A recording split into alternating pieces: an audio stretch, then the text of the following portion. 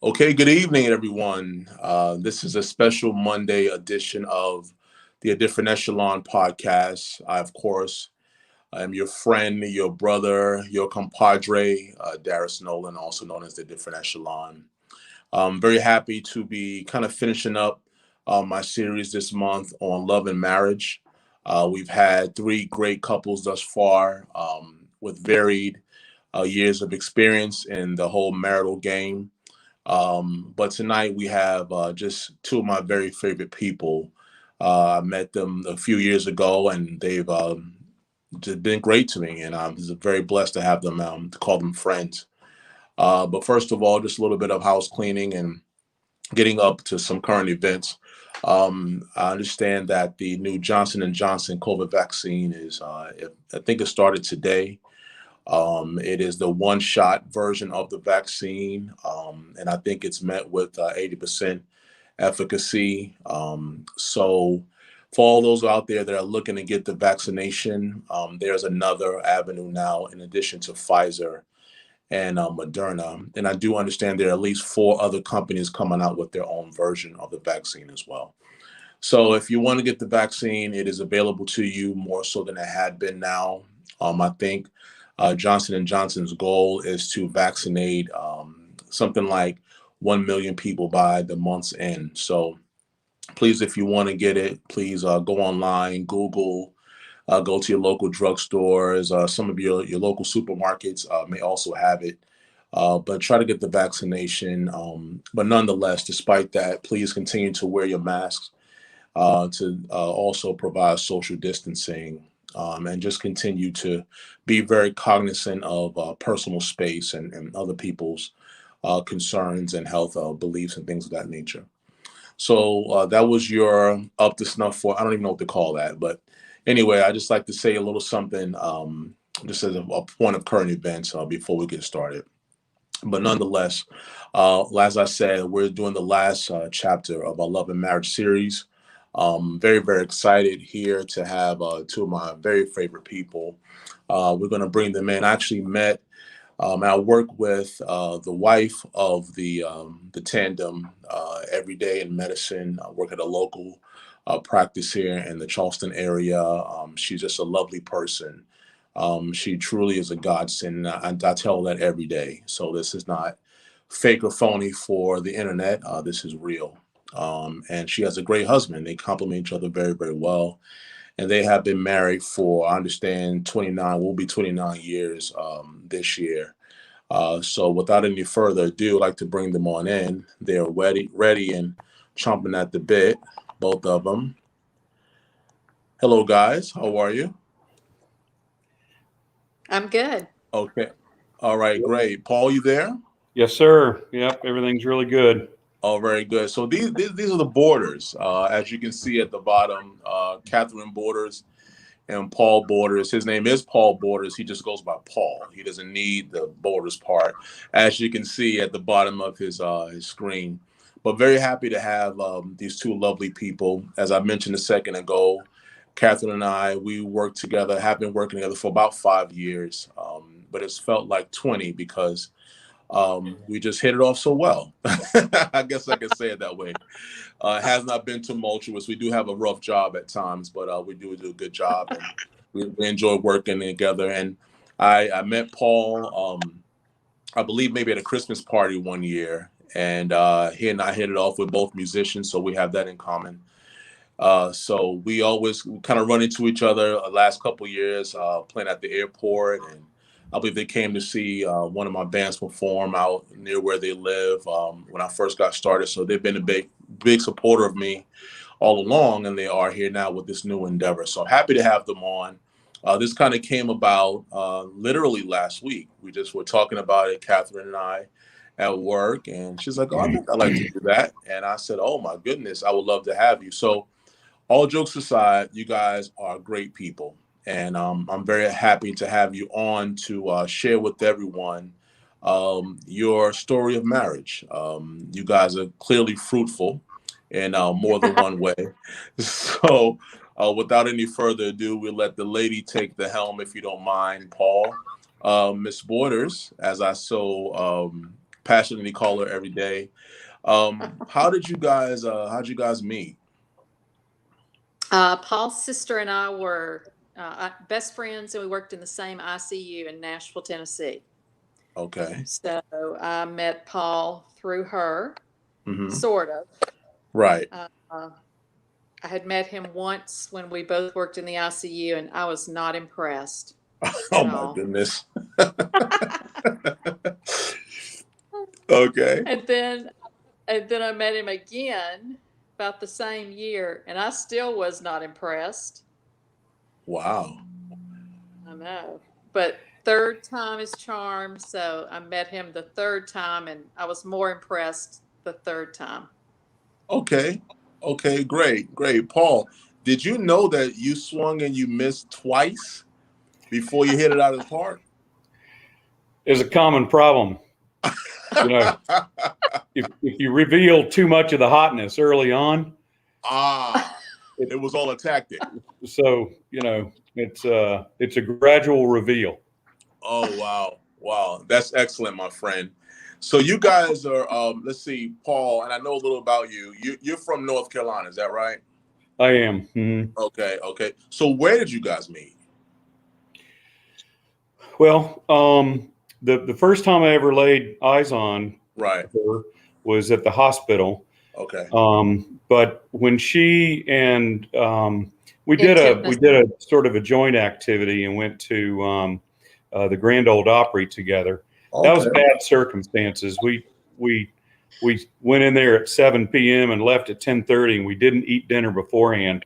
And I had the hangries, and Catherine thought I was rather childish for some reason, but anyhow, Minnie Pearl came out and advertised white lily flour. Paul looked over and said, "If I had a bag of white lily, I'd eat the whole bag." Oh my! I was starving. You've been there, Chris. You've been there. Mm-hmm. Of course, we all have. But really, it wasn't until I moved to North Carolina to start my job in Hickory, about the same time that Catherine and Laura started. Laura's my sister. Right. Started anesthesia school together. Okay. And the very first weekend I was in my apartment, a big ice storm was coming through. Okay. And I was not excited about spending the weekend in my apartment with getting iced in and no power. So I said, well, I think I'll just drive to Winston, hang out with my sister and her hot roommate. And so that's what I did. And the first thing I noticed when I walked into their house was Catherine had a bicycle. And I was an avid bicyclist at the time and still am. And we probably for the first 6 or 7 months were just avid cycling buddies. Wow. Wow. Now, I know a little bit about this cycling. Before the world closed, I would oftentimes listen to Mrs. Borders speak about the long bicycle hikes that he would trick her into going on. Mrs. Borders, can you speak on that a little bit? I can. I did not want to go on the Allendale loop, and he made me go on the Allendale. That's what love does. He wants you guys to spend great time together. I think she blacked out for some reason, but yeah, she's back now. Sorry, great. That was a child calling. Oh, that's okay. Yeah, it's okay. It's fine. Speaking of children, that's a good segue. You guys, like I said, you guys are following the Bible to a T. Are you guys are fruitful. So you guys have yielded, how many children do you guys have? Paul, you can answer that. Yeah, we have 4 children. They're about just roughly 20 to 23 months apart. Mm-hmm. Our oldest is 25. Our next one is 22. Mm-hmm. No, yeah, 23 actually. And then we've got a 19-year-old and a 21-year-old. So, right. So they're lots of fun, lots easier. Right. While Mrs. Borders gets it together, this is your time to shine, Paul. So I'm going to shoot all the questions to you while There she we go. works out her Wi-Fi situation. So you guys kind of basically met and decided to be together in Winston-Salem, just going back a little bit, Yeah. and all that. So what was it about her that drew you to her? I mean, obviously she's attractive, but was there anything in particular that, outside of her appearance, was there anything in particular that drew you to her? Well, to be perfectly candid, she was a fun cycling buddy, right? Right. And Catherine's not an easy person to get to know. Oh, and wow. so as I got to know her better, over the course of lots of different circumstances and conditions, I just gradually started to see the substance of person that was there. Mm-hmm. Mm-hmm. And at the time, not only was she a friend of my sister, Right. but she also knew my parents quite well. They all went to the same church, and my father had invited Catherine to go to Venezuela on a trip that he had down there. Wow. And so my father and my mother knew Catherine really much better than I did originally. And my dad at one time asked me about if I was dating Catherine, and I said, yeah. I said I got 2 or 3 girls that I'm doing, that I'm dating. Yeah. And I said, Catherine's sort of a back burner girl right now. Wow. But my father said, son, I don't poke my nose in your business too much, but he said, Catherine's a front burner girl. Oh, wow. So he identified her right away. Oh, yeah. As someone that you should, take seriously. Is that right? As a high quality woman. And right. And, are you there? Can you hear me? I'm back. All right.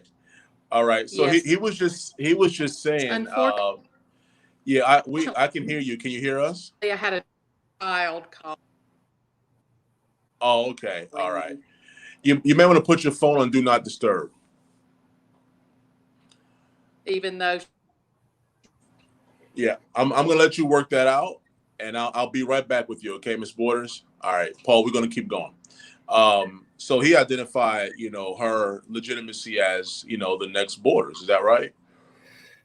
Yeah, he just felt like she was a woman of substance, and mature, and at the time, I was a 26-year-old knucklehead with right. lots of growing up to do. And Catherine, was a person of structure and discipline and and focus. Right. And candidly, when I moved up from Atlanta up to Hickory, North Carolina, that was really sort of the first time in my life that I ever really dealt with loneliness. I was in a brand new town, and didn't really know a lot of people. I had some biking buddies that were my bro friends, but I could remember praying for a mate or a wife or what have you. Right. And that's about the time that the Catherine, became a larger presence in my life. So, Right. We're gonna. I think she's good to go now. We're gonna bring her in now, Paul. Okay. Are you back now, dear? And now I can't. All right. Well, are you back? All right. I'm gonna put her out again. All right. so that's really good. I think that a good father, as you're a good father yourself, I'm sure you can identify when your kids are making a poor decision just because of life experience. You know what I mean? Versus making a good investment. And us as men, we like to be all macho and feel like we can't that we can do it ourselves. But I do believe, and we've talked about this before, that God created, man for woman and woman for man, or just really companionship, not to get into the semantics of anything else. But, companionship is a natural thing. You know what I mean? And it is. She complimented you, and you have to, and I've said this on every single one of the broadcasts, that you have to be with someone you like, and you have to be with someone that you have something in common with. So, you guys were good cycling buddies. She seems like a very fun person, to be very honest with you. Go ahead. Yeah, she is. She's lots of fun. You have to sort of get her out of the house. Okay. That's when the playful part comes out. Because when she's at home, she's all about the laundry and the stuff that's got to be done, and she's got a very fastidious nature to her. So if something's out of sort, she's diving into it. But it's sort of an interesting nuance with Katherine and I is that a lot of times the roles in the American marriage are that the man is the stoic and the non-communicator. Really, that's quite flipped in our thing. I'm being a musician, and I'm much more of the sensitive person. I'm much more emotional than Katherine. And Catherine's more just the facts and not adding a lot of drama to it. All the stuff that you want in a good anesthetist, right? Right, exactly. She is in the working environment. She is rock solid. Yeah. She's who I'd want to work on me. And I'll be honest with you, I would have her put me to sleep anytime. I would feel safe about that and safe for my mother or any of my loved ones. So. Not taking anything away from anybody else, but I trust her. I would literally trust her with my life. Oh, that's terrific. And I'm being serious when I say that. Yeah. So, and I'm trying to get her back in now. She's having some trouble. I think your daughter is trying to help her out. We'll try this again. Hey, dear, are you back? She's there. Yeah, but she's frozen. She's got like this grin on her face. I think she's still frozen. Yeah. Can you hear us, Katherine? Well, I think she's laughing, but I obviously need a new phone. We're gonna try to muscle through this. Is Amelia around? I mean, Caroline? No. Caroline. Yeah, did she leave? Say what? All right, Paul, we're gonna keep going, okay, buddy? Okay. We're gonna let you do the heavy lifting. What's that? I said I'm the talkative one, so we'll let you might have the right combination. Right, exactly. So we're both musicians. So the one thing that we always laugh about, Paul, and this is very important in a marriage, and everyone knows I was married at one point, and I realized the importance of sharing, and you and I being musicians. Typically musicians marry other musicians because we are a unique breed. And, it's important that your mate understands where you're coming from. She's not a musician. And again, we talk a lot, and she talks about all the guitars you have. Yeah. And all the amplifiers you have, and how you specifically know what amplifier does what sound you're looking for, and which amplifier. Oh yeah.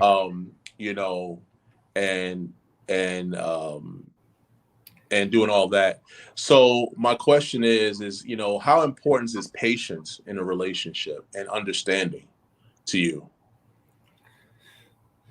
Well, it's exceptionally important, and I'm not sure that I would phrase it as patience and understanding, but if you understand that you're a broken sinner, right? And and you happen to be married to a broken sinner as well, it's just inevitable that you see the shortcomings in each other every day, multiple times a day. And the very same grace that's been extended to us in our through Christ is the same grace that you have to extend to your sinful marriage partner. Right. So how dare I cop an attitude on stuff that we're dealing with, when and having a higher level of expectation than that. So I think it's a matter of patience and understanding is part of that extending grace to each other. And it's some days are better than others, Darius. Mm-hmm. Some days we're short-tempered and we're bringing our own stress into the marriage and relationship, Right. and other days it's we can be our best. But it's I think Katherine extends that same grace to me. Mm-hmm. Again, variably, Right. some days it's great and some days it's, we're on each other's nerves. But I just think that's part of the marriage relationship. Yeah, I think that's important, and that what you're saying is extremely is good. I like the fact that you did weave in Christianity, the element of Christ, and Christ is love. God is love. You guys are in the same faith, and that's very important as well. And we're going to work to get Miss Borders. You back now? How we looking? Let's see if she's back now. Oops. Yeah, I think she's still having some technical difficulties. Paul, we're going to push on, buddy. Okay. And hopefully we can get her in before our time is up. We may have to do a take two on this. Yeah. But anyway, it's okay. I think that we're making some pretty good headway. So give me your example. Give me an example, Paul, of a disagreement and how you guys choose to handle quarreling or any type of I don't like to use the word arguments. I like to say disagreement. That's a little bit more soft of a word. But how you guys handle that kind of thing? Like what's the method that you guys use? Because as I told you off camera, off air, that I want to use this as a teaching time, a lesson, you know what I mean, to younger couples and maybe older couples with the same years of experience. But for your experiences, how do you guys handle those kind of things? Well, I would tell you that we grew in a skill set with that, Darius. When we first got married, I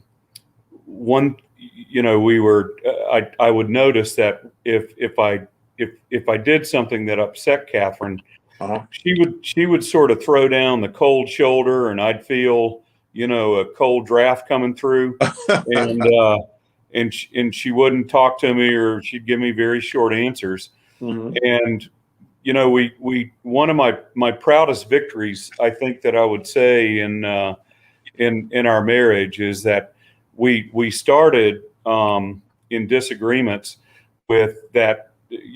And people say sometimes there's two different camps, right? You can be in a household where you freeze each other out, right? To be very cold, or you shoot them out. Right. There you go. And so being part of the Borders clan, if something's on our nerves, we vocalize around it. And if we're upset, you're going to know about it. Right. And I would say that I've successfully transformed Katherine into a shoot 'em outer. Oh, and yeah. if we have a fuss, if we have a fight, we're going to be fully expressed. We might get agitated in that, but it's gonna puff up, and we're going to be over it, and we're going to go on about our business. And so I think that's been a major maturing in our ability to sort of work through conflict and issues. You think that's right, Katherine? I do. Can you hear us, Katherine? Okay. All right. We were talking about how to, resolve conflicts within a marriage. And he's talked about, doing it that way. Do you agree with that? Or what's your perception of how you guys handle conflict? I don't know if I am or not. Well, tell me your perception of how you guys handle conflict in the Borders household. Between you and Paul, I should say. What did you say? Yeah, how you guys handle conflict between you and Paul. I did. Yeah, I think we're still having a hard time, Paul. Yeah, she's struggling over there. Yeah, no doubt. Well, we'll let you do the heavy lifting. I mean, you're the man in the relationship. So, we notice in the background, I can see one of your carriers. You travel a lot. I do. For work, you travel a lot. How does that affect your marriage, if at all? Well, so early in our marriage, when I would travel, it was a lot harder because communication, we didn't have cell phones on our hips. Right. But I will tell you, the technology makes it be much easier. We typically every evening will have an extended FaceTime for about 45 minutes, at least once, and sometimes 2 or 3 times. And we'll chat and catch up with the day. But, Catherine is she's a strong, independent woman, and she is very, very capable of running the house and so forth. So, I would say that, we try not to overdo the travel, right? But we certainly, I don't think it has compromised our closeness and our intimacy and our relationship as a whole. So, right. But I would tell you, it was much more difficult, and it was probably, as I look back at it, probably the hardest time in our relationship was when I had a travel job back in the mid 90s, and Catherine was at home with 3 kids and pregnant with the 4th.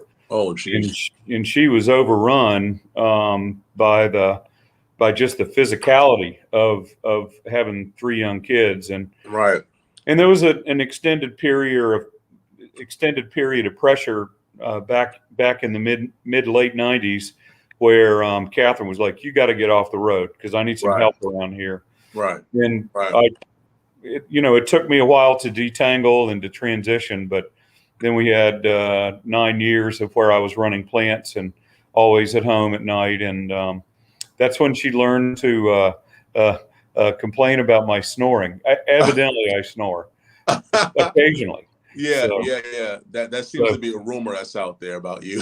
The back of the blade, right? Yeah, no doubt. And you mentioned you guys have 4 kids.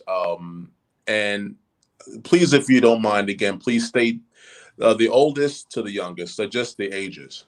Yeah, so Caroline is 25, and Rebecca is 23. Right. Andrew is 21. Right. And Amelia is 19. Okay, great. Great. And they're doing great things right now. So with that being said, if you could kind of talk about going from having no children and then you're gaining, like, how has your relationship changed from having no kids to 1 and 2 and 3 and 4? How was your relationship changed? Well, the first 3 years of our marriage, we were dual income, no kids, and so we were well funded, and we were very vigorous in our weekend travel, and we had a lot of fun.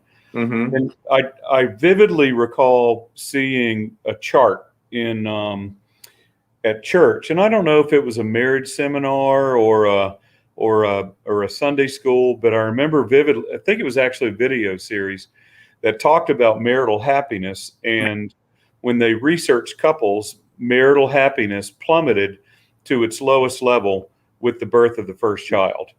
And so I was sort of mentally prepared for some heavier lifting.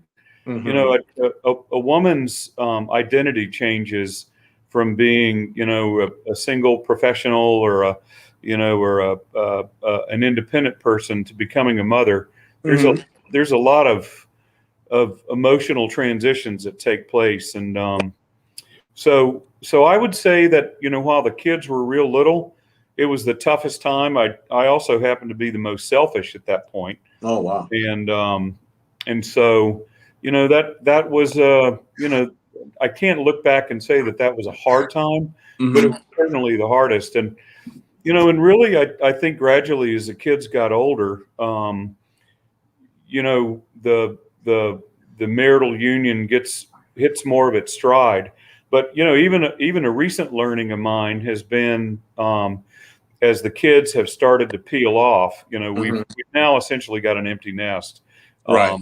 And it's been interesting to see how much less stressed Catherine is because the kids are gone. Like I just thought, she was pretty tough to deal with on a daily basis, but but really it was just the pressures of the kids. And now that the kids are gone, there's the lovely woman that I fell in love with, years ago. And she's much more chill. So, so I guess if I would say anything is that, marriage is a focal point and a magnet for a lot of stresses, right? Right. There's money pressure, there's job pressure, there's physical pressure, there's sexual tension, there's there's just a myriad of pressures on the marriage, and you just have to just again extend that grace to each other and try to be the best you can for your mate, because those marital vows were very were serious to me, and they it's not a short putt, right? I mean, you have to work, and you have to work at it. Any relationship past the fun stage is work, and so. Well, I think the whole idea, and happy to have you back, Mrs. Borders. Are you with us? Oh yeah, you look great. You look excellent. He was talking about it, and I think he did a good job. From what I could tell, kind of like, personifying you and describing you to everyone. But he talked about your work ethic, and he talked about how he had various jobs, and he had a job where he was home for 9 years, so on and so forth. But just can you talk about the work that it takes every day to have a successful marriage, Miss Borders? I think she's frozen again. Okay. Well, because can you hear me now? Yeah, you're good. Because basically, okay, I sort of like to do things my own way, which I have to learn that I have to help my partner is, he's 50% of that. And so it's sort of difficult to, give that up and let him do the part that he has to. So,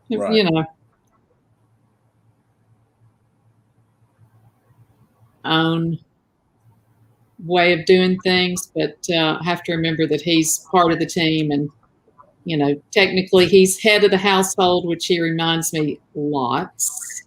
That's it.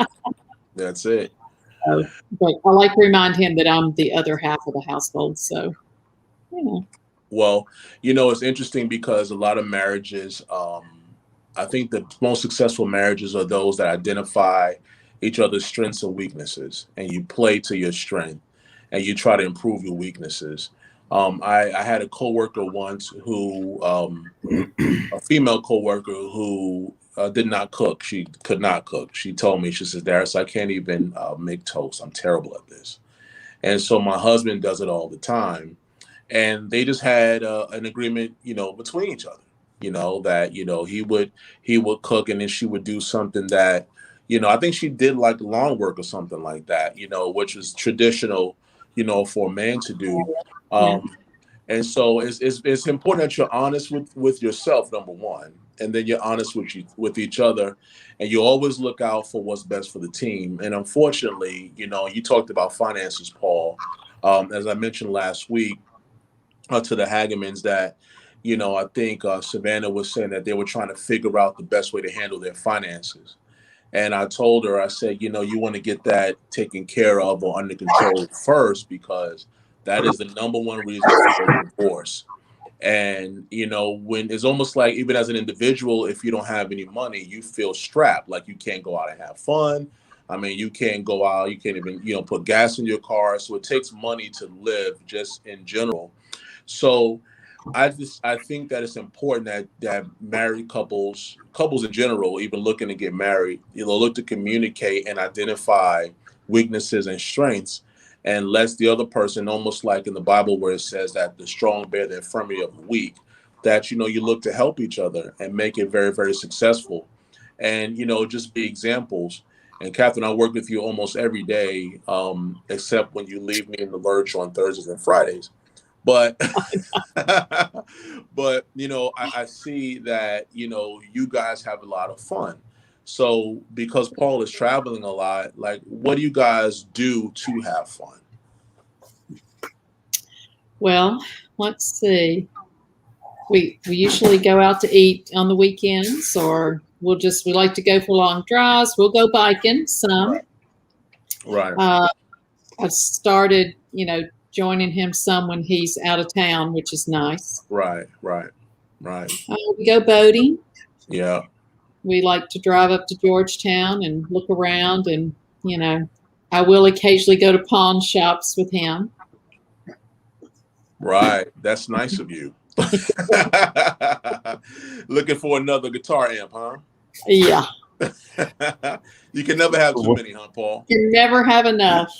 So I have made so much progress. Yeah. Listen, I hear about the progress, and I got to come over so we can make some noise and run Mrs. Borders out of the house. But it's important that you guys do share things and you guys do have fun experiences. And I want to ask you guys a question now that we're good on the Wi-Fi signal and everything. What would you say was your biggest obstacle as a married couple, and how you were able to overcome that obstacle? Any one of you can go. I think my biggest obstacle was that, I'm independent. Mm-hmm. I will get the job done. I don't need anybody else's help. Right. Yeah, we know it. We see it at work. You're the same way. Yeah. So how do you manage that, Mrs. Borders? Prayer. Okay. Truly asking the Lord every day to help me be better at, seeking help and not just depending upon myself. Right. That's good. Paul, what would you say your biggest obstacle is as a husband and a father? Well, I would certainly say that maybe backing up a little bit. Catherine confessed to me one time that she would date guys, and she would eventually get bored with them because she would boss them around, and they would be little puppy boys, right? So she, again, in a weak moment, she sort of fessed up that I was the first guy that didn't really get pushed around by her, and sort of stood up to her. I shouldn't say stood up, but was strong enough to sort of deal with a strong woman.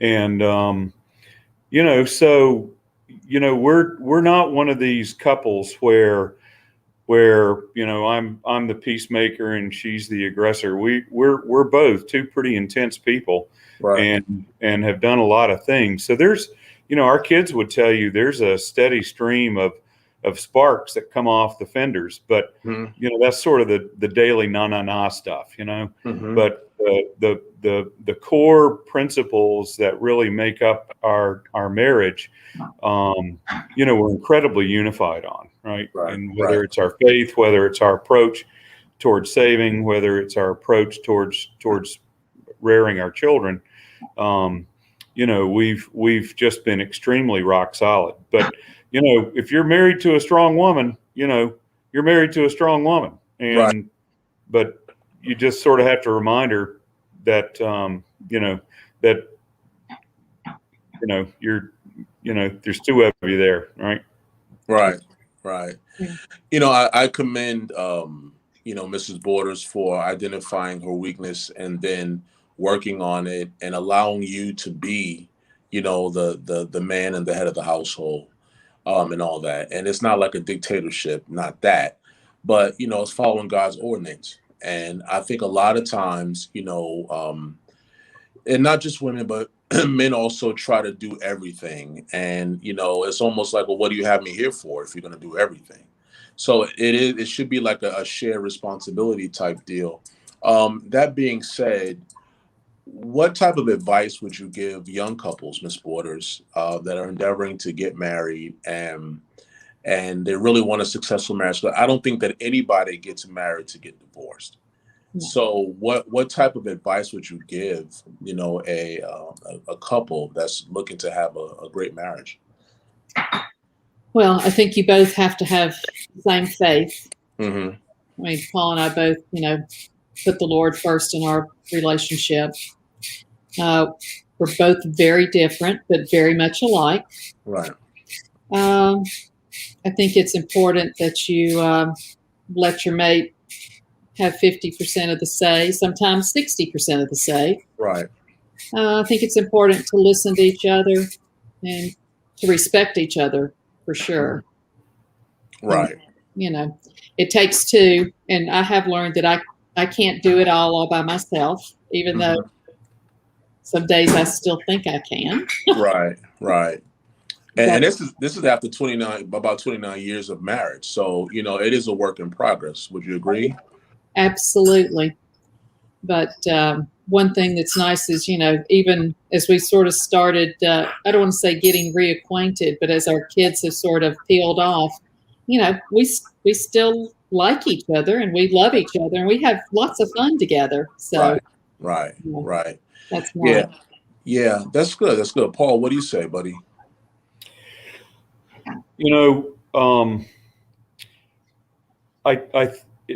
think the question was, what advice would I give to young people? Yes, sir. Young couple. So, first and foremost, I would have young people understand that this fallacy of fireworks and soulmate and all that sort of stuff, that is largely just a creation of the film industry, right? Correct. And while those things are there, they're in the very early couple bonding stage where oxytocin is flowing and dopamine levels are really high, but that passes, right? Right. And so, a lot of things I hear young people say is that, well, I love him, but I'm not in love anymore. And I think they're sort of, conjuring up that they've got to have that fireworks and ushy gushy, soulmate sort of thing. Early in our marriage, something that resonated with me was that for long-term successful relationships, you've got to respect the other person, you've got to trust the other person, and you've got to have concern for the other person. And anything that I do to erode those, right? Like undermining trust, whether it's through infidelity or betrayal or falsehoods, that sort of undermines the relationship. So the trust and respect and concern was really what I tried to maintain, in the earlier years. But I would tell you, as both Katherine and I have grown in our Christian walk, I really understand the design for God for the family and marriage, right? And it's the relationship that Christ has with the church and being the bridegroom in the church. That's really a model for the relationship between a husband and wife. And so Scripture is full of those comparisons. So again, if you really understand the biblical model for marriage, and just die daily to yourself, and really try to serve others, and your significant other is awfully important one to do that for, then the Lord blesses.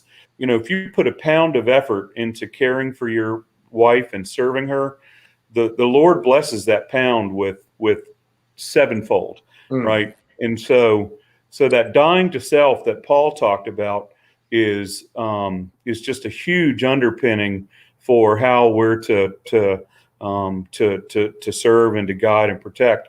And as the guy in the house, the man, you really need to understand, and this would be what I would tell young men, is women will run you over if you don't man up, right? And you have got Amen, brother. You Amen, brother. Say it again. You have got to be the spiritual leader of the house, and whether that means getting out and going to church in the morning when you would just love to lay in the bed, right?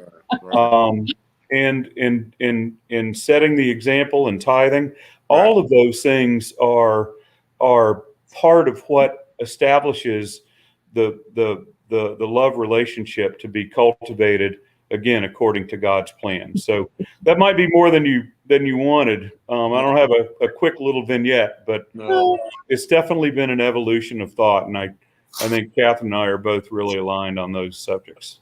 No, I'll say this, Paul. You know, we laugh because we love you, but but what you said was true because, and again, Mrs. Borders will tell you that I've said it a few times. Like, a woman wants a man to be a man.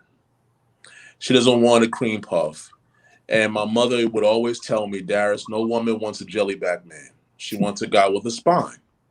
So you need to have that that feature. And you know, no one wants to follow someone who's not leading them anywhere positive. You know what I mean? And if the blind leads the blind, you both fall in the ditch. So that being said, you know, it's very important that you do take your rightful place. Now, again, I'm not chauvinistic, you know that already, but I do think that there are spots for people. You have to play your role, you have to know your avenue, and you have to do what's best for the relationship. So I definitely appreciate you in saying what you said, Paul. Mrs. Borders, I'm so sorry you had so many technical difficulties, but I unfortunately we have to go because I don't, you know, have a time frame. But can you promise me that we'll do this again, even if it's for 15 minutes? We're gonna do this right, and we're gonna amend it. Okay. I'm trusting that y'all are very kind to me. Of and course. me. Listen, we're on the World Wide Web. This is never going anywhere. You can research this. I promise. Paul was very kind, and listen, I would not let him be unkind to you. I promise you.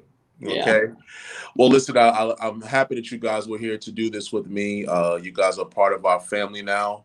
I'm so happy that you were able to share some of your experiences and share some wisdom, which is the whole essence of this entire conversation. Thank you for your time spent. Paul's just getting off of work, and I'm not sure if you guys can tell, but they're in two different locations. Paul is down in Florida, I believe, and Miss Borders is in Mount Pleasant, South Carolina. So I'm here in North Charleston. But I want to say thank you guys once again. I love you both. I'll be seeing you again real soon. I'll see you tomorrow, Catherine.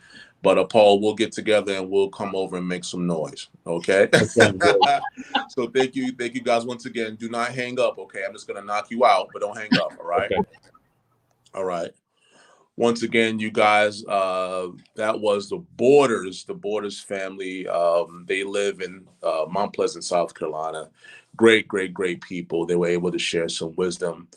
Please excuse once again the technical difficulties with Mrs. Borders' phone and her equipment there, but we'll have her on. We'll have them on once again, and we'll talk for another few minutes just to kind of give her a chance to kind of speak on some things that Paul had to do the heavy lifting on. But once again, guys, thank you guys for your support. Thank you guys for being a part of this particular podcast, Facebook, YouTube Live. You can always go back and look at previous episodes. This will conclude this module on love and marriage. Coming up, we're going to have for the month of March, we're going to call it Music March. We're going to have a bunch of musicians come on, and we're going to talk about things that I really want to talk about. Because the two things I love in this world, sports and music. So we'll have a great guest. We talked the other day. I want to confirm it with him before I put it out there, but please listen out and be on the lookout for banners and advertisements for my good friend and my good friends leading up. But we're going to have some good conversations about all types of musics and all type of music, and all types of different things. It's going to be great, different genres and stuff like that. So thank you guys again. I love you all. This is a different echelon where we're here to educate, encourage, and to enrich. If you have any questions or if you have any comments or whatever it may be, if you want to email me, I'm at darisnolan28@gmail.com. You can always inbox me on Facebook, or you can leave a comment or leave me a mail, I believe on YouTube as well. But you can always get in contact with me, and I love to hear from you. Thank you once again for all the people that were watching on behalf of the Borders. Thank you guys for being a part of it. Big shout out to my friend J.R. Johnson, who commented earlier. Love what you're doing as well, my friend. And we just want to continue to encourage and uplift each other. So once again, our time is already far spent. But thank you to the Borders once again. Love you guys and look forward to hanging out. And I'll see you tomorrow, Mrs. Borders. All right. You guys out there, be safe. Get your vaccinations if you would like to. But otherwise, please be safe. Keep your distance. Wear your mask. And let's just encourage and pray for each other and just be kind to each other. God bless you all. Have a good evening.